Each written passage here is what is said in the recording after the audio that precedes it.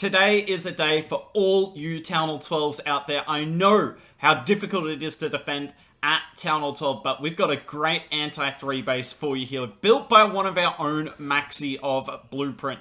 Obviously, yeah, as I've kind of alluded to, Town Hall 12, not the easiest to defend. Obviously, siege machines, very, very strong, and you can have slightly higher level troops inside those siege machines. So any defense you can get is an absolute bonus. And today I've got 4 replays for you all. I actually had access to more replays than this, but I've decided to bring you the 4 that I think sum up this base the best. And what better place to start than against a Dragon, Inferno Dragon army. Obviously one of the strongest armies that we have at Town Hall 12. Any sort of Hydra variant, going to be very hard to stop. Now, unfortunately for the base here, the King Queen do get a lot of value down the bottom, and the Slammer with the couple of zaps, so zapped a sweeper and got rid of an air defense up the top.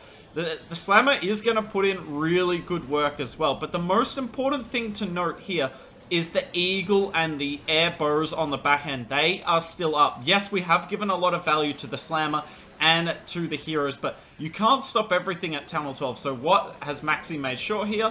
That the Eagle is nowhere near any of this, and it's going to sit on the back end, and put in absolute work. So Dragons coming around here. This looks pretty wrecked at this point. It got another bat spell from the attacker here to tank the back end air defense. So he clearly knows what he's doing. This has been a quite well thought out attack. The only thing that went wrong was the Slammer kind of missing the Inferno initially. But look at this, it looks wrecked at this point, but slowly but surely all these Dragons are going to get whittled away. Tesla Farm on the back end's doing worse. Really nice Sam there. And the Archer Towers are going to get the job done. Now, I will admit that there will be a couple of close replays in today's video. But that's just how Town Hall 12 works. You're not going to get a lot of insane defenses, especially because this base has been used in 5v5 competitive wars, and it's still getting huge defenses. Alright, second attack here, and now we're going with the Queen Charge Drag variant. Also a very, very tough army to stop at Town Hall 12. So let's see how the base will hold up here. So really nice entry here from a Lone Boy. I'm not meant to be hyping up the attackers, but gets the King to sneak into this Eagle comp. We'll pop the King, but look at this. Definitely wanted to get the defensive King and the Eagle here, but the Headhunters come in a little late. But Invis comes in. Is he going to get the Eagle? Oh, it's going to be mighty close. We actually raged the King.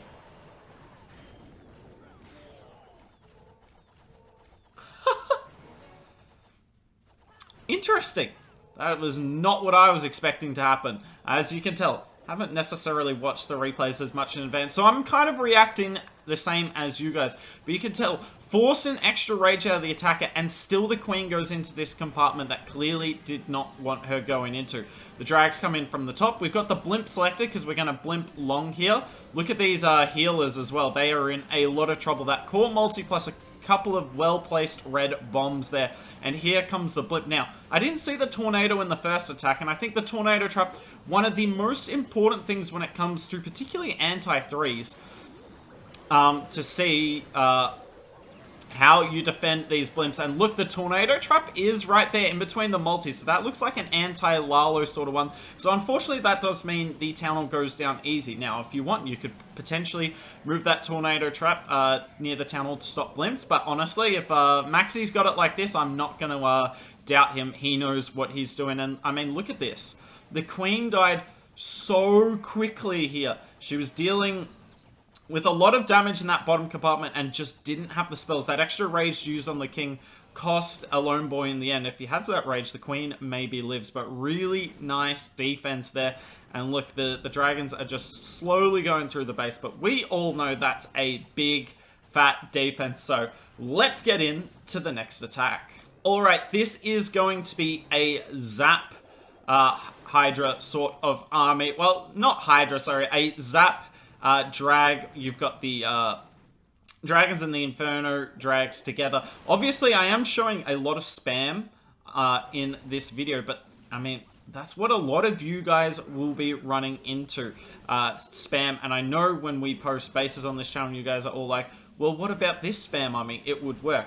Well, can't really argue that as much with this base now. The only real spam army I think that you're not going to see in terms of air spam is E-Drags, but E-Drags don't really make a lot of sense on this base. Everything is nicely spread out, so I don't think that would work anyway. But yeah, the Zap variation coming in here clears out the entire bottom compartment, and let's see what value the heroes can get, because obviously Loki here, or Loki, is hoping the King and Queen to get the Eagle. I guess we'll see if that happens. Initial push is looking fantastic. Also Zap the Sweeper, something worth noting. King dies very, very quickly. And this multi is just chewing through the Inferno Drags. I don't know why we've got a leftover Quake spell. I don't really know what happened there.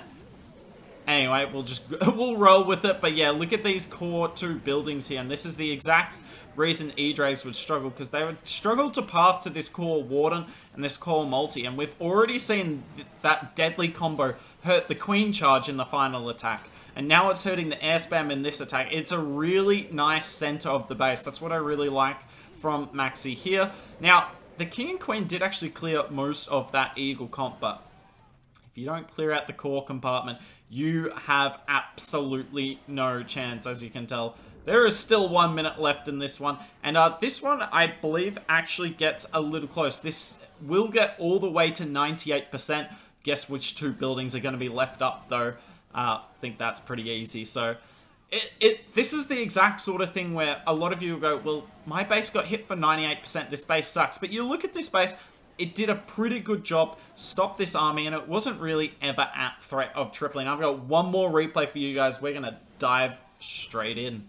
Last attack of the video. We've had a lot of spam so far. Admittedly, 1 Queen charge variation of the spam, but a lot of spam so far. So we're going to end it with a Queen charge Lalo attack. Now, this is arguably, especially when it's in the hands of a player who's playing like competitively, this is arguably one of the toughest armies in the world to stop, because you're really at the mercy of the attacker, and it's just up to you to force mistakes out of the attacker when it comes to Queen Charge Lalo at Town Hall 12. So let's see what mistakes we can force out of Vivek here. As I said earlier in this video, all these replays are from 5v5 wars, 5v5 competitive wars, so base has done pretty well so far. Let's see if it can continue to do that in the final attack.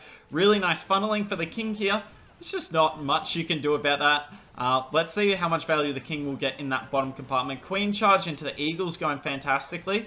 Got a wall break coming in here, but we've also got the jump spell. Jump Queen Charge Lalo is really, really popular at Town Hall 12. Now, unfortunately for Vivek here, I believe he wanted to wall break the core, but I just don't think that was possible. And that is not the jump spell. That jump spell is not a vibe. King goes through the bottom compartment, clears it all out, and look where this Queen is going. All because of one poorly placed jump spell. Obviously, we didn't really force that mistake out of the attacker, but clearly getting this Warden and multi down is central to tripling this base. So we're going to Lalo from the top. Queen's doing a good job, but she is mostly out of play now. And let's see what the rest of the base can do here. Now, you've actually seen a wide range of defensive CCs on this base in this video. And I don't know, I might try and ask the builder and put it in the description down below which CC he'd recommend. Because honestly, I don't know. We've seen super minions, we've seen a Hound is in this CC. So I'll have a look down in the description below, which is where the base link will be as well. Have a look down there and see what I say. And what Maxi recommends. Stone Slammer is still up though, and I will admit, this is a time fail. This probably should have been wrecked, but honestly, if you can defend Queen Charge Lalo at Town Hall 12, that's pretty good. This army is so hard to stop. Queen's doing her thing, and this airboat is just going to be an absolute pain for Vivek here. Queen ability goes off. Clearly, there's not enough damage on the base to take down what's left, but he does not have enough time. Nice try there from Vivek, and congrats to Maxi on a really strong base. Let me know if you use it down below and how well it goes for you, but that's it for us. If you enjoyed it, please like, comment, and subscribe, and hopefully, I'll see you soon.